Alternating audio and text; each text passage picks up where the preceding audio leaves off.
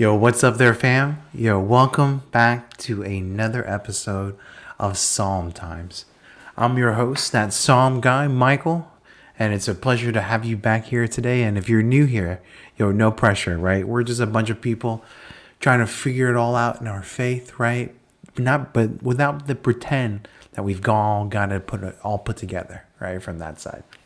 But so today we got an exciting one, right? We're going to talk about something that I don't think that we talk enough about the situation, right, that we go through. One of the most difficult components of any success story, of any great feat, any great act, right?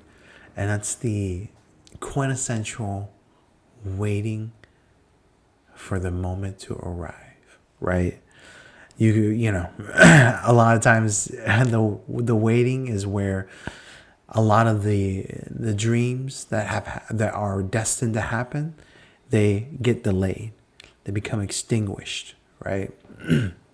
It's because without seeing that immediate result, and that just having to run off of raw faith, that's where things can get a little tipsy, right? A little haywire. But this is not like waiting 10 minutes for a Chick-fil-A order, right? I mean, what kind of waiting is that, right? This is where you've sent, got an email, you've left them a voicemail, and you're just kind of waiting out there, right? You're like, come on now, I've checked my spam folder, I've checked all my texts, make sure that all the numbers aren't blocked from the Lord, right? Just in case. But you're just it's silence, right? There's just nothing more than silence. But here's what I've learned, right? And we keep learning this, is that God's delay isn't him ghosting you, right? It's him growing you. And let's be honest, we want the promise, right? Of course. But we don't always want the process that's required to get there, right? I mean, this is a lot of times even in cooking, right? It's not about how fast that you can turn on the heat and throw a bunch of ingredients together, right? Sometimes you gotta slow cook it. You gotta let all the different flavors, all the different ingredients marinate and come together. And so it's not even about the process and the temperatures and how fast you're trying to do something. Sometimes it's that time that makes everything beautiful, right? That's what the Lord does. He makes everything beautiful in his own time, right? But like I said, guys, being patient and waiting for this delay, that's the hard part, right? The table is set, right? You've got, the candles are lit. You've got all the silverware out. Guests are seated. And you're just waiting for the feast to begin, right? For the table that the Lord has prepared for you, all right? In the presence of your enemies. Where's the table at, right? Or you're at the table, but now you're just kind of waiting for the food to arrive, the festival to begin from that side. But let's be honest though, right?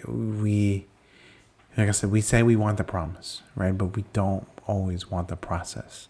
We say, God, use me. And he says, okay, but first, let's work on that pride, that patience, and that prayer life a little bit, Whew.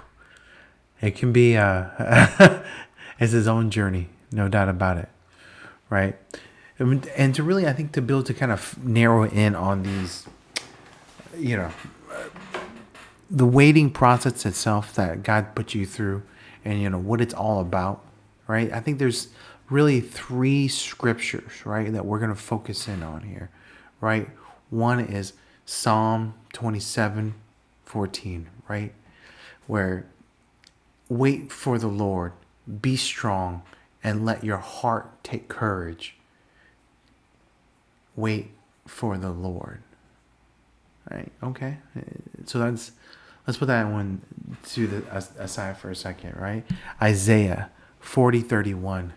But they who wait for the Lord shall renew their strength. Okay. You see, this waiting piece has a lot to do with this, right? Everything it comes from the wait for it, right? Because God is setting everything up in the background, right? Orchestrating the universe for everything to kind of come together. And if you move too fast, you're gonna miss you're gonna miss it, right? And so it's all about being still and letting that moment take place that has always meant to be yours, right? In Genesis 41, Joseph's story, right? Joseph had a dream, then he got betrayed, sold, framed, and forgotten, right? If it were today, his story would be like, he went viral on TikTok, then disappeared for 13 years, and then came back as the COO of Egypt, right? I mean, come on, guys. But I think, Joseph's story, which each of these scriptures, right? Let's look at Psalm 27:14 one more time, right? Wait for the Lord, be strong, and let your heart take courage. Wait for the Lord, right? I think the core message here, right, is that delay builds depth. All right. God's not just working on the outcome, right? He's working on you. Right? Waiting grows your roots before it gives you fruit. Just like any fruit tree out there, right? That or any species of plant. Right? Yeah. It requires setting its roots. Right? The work that's beneath the soil that cannot be seen, to be done first before the fruit of the vine actually comes through. So sometimes he delays it on purpose, right? Because he knows that if he gave it to you, the spotlight now, you trip over your own ego on stage.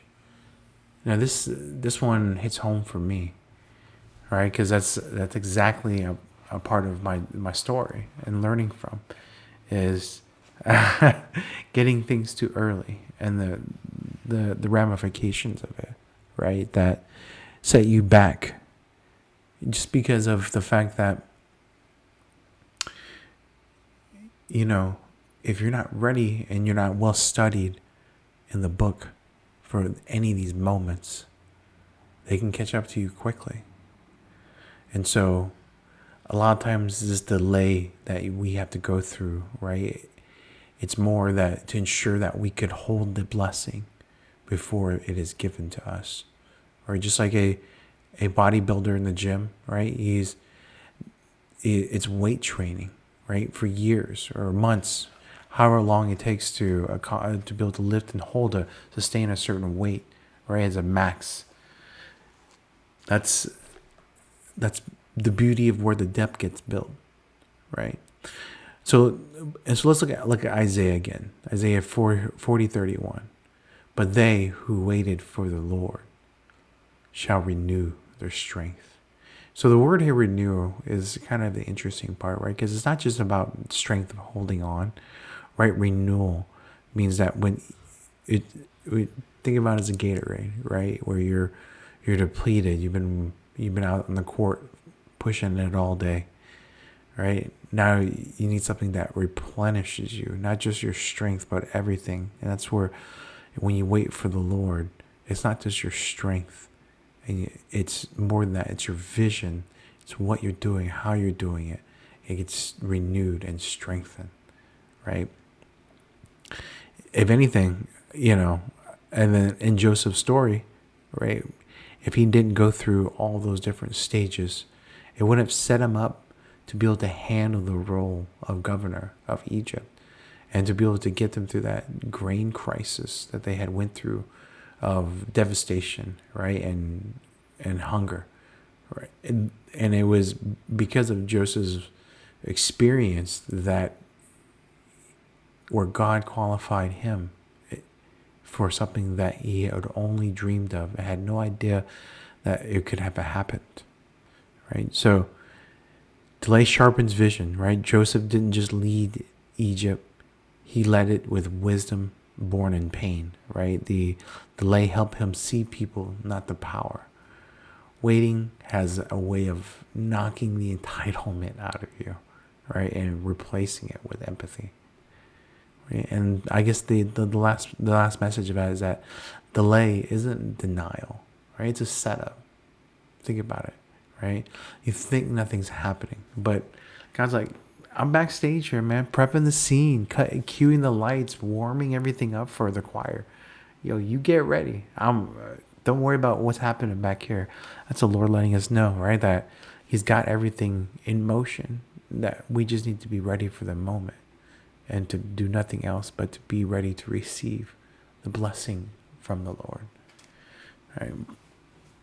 But that's one of the things, though, is that in the delay of things happening, if He gave you the vision, the outcome is there, right? But to be able to hold the blessing, the vision, and actually sustaining it, growing it, and multiplying it, that's where the delay grows. That strength, that inner strength, right? The understanding of what needs to happen. And so, now, in closing, right? If you're in a season, just waiting season, and you're just, man, I'm just waiting on God. Is this even real? Am I even doing it right? If you're worried about, if your form is not correct in prayer, or something's happening, right, where people say, God doesn't hear our, not all prayers are answered, but all prayers are heard by the Lord, and He chooses which ones to respond to, of course, right? And so,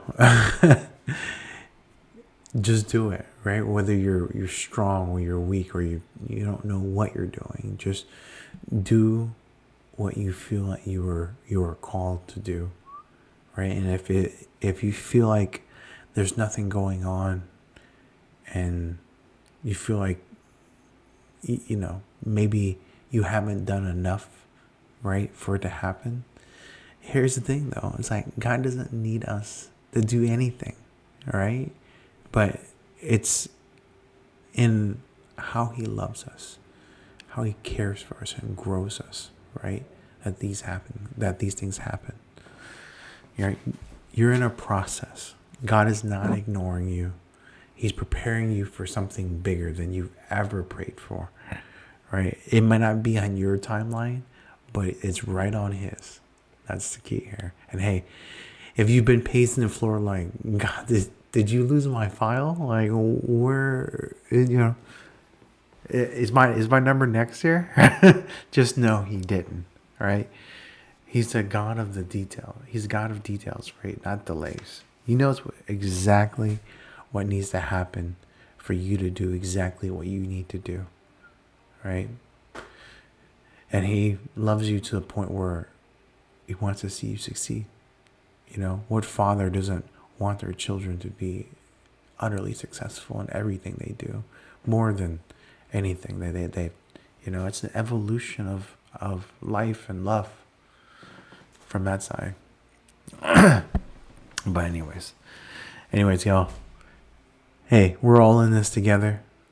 God's not done with you. If you're here looking at me, talking to me, hearing my voice, God's definitely not done with you. We're just getting started. Let's go.